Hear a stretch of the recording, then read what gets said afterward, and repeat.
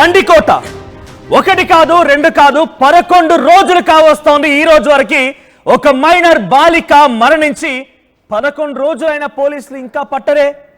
మా క్లూలు ఉన్నాయని చెప్పింది వాళ్ళే. ఏకంగా అక్కడ జరిగేటువంటి విషయాలపైన మీడియా సమావేశం పెట్టి నిందితుల్ని ప్రొడ్యూస్ చేస్తామని చెప్పింది వాళ్ళే.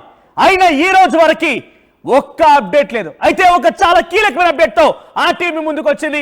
ఒక బిగ్గెస్ట్ బ్లాస్టింగ్ న్యూస్ తోనే ఆర్టీవీ మళ్ళీ మీ ముందుకి గండికోట రహస్యానికి సంబంధించిన అప్డేట్ ని అందించే ప్రయత్నం చేస్తోంది.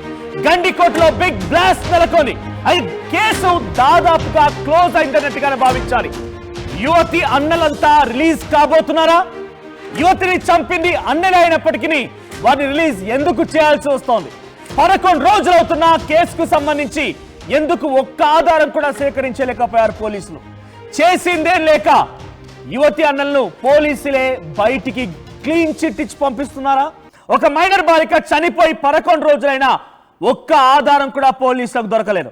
ఇక్కడ చాలా స్పష్టం, అన్నలే ఈ దారుణానికి ఒడిగట్టారనేది. కానీ అన్నలు చాలా తెలివిగలవారు, ఒక్క ఆధారాన్ని కూడా వదలలేదు. ఇక్కడ పోలీసు ఎందుకు తడబడుతున్నారనేది ఒక్కసారి నేను నా దృష్టిలో నా పొజిషన్లో ఉండి ఆలోచిస్తే, వాళ్ళకి అరెస్ట్ చేసినా పోలీసులు కోర్టులో ప్రొడ్యూస్ చేసినా ఒక్క ఆధారాన్ని ఇవ్వకుండా విఫలయత్నం అవుతారు. కాబట్టి అందుకే పోలీసులు ఇక్కడ దాదాపుగా ఒక్క ఆధారం లేకపోవడంతో ఫెయిల్ అయిపోయినట్టుగానే అంతా భావిస్తూ ఉన్నారు.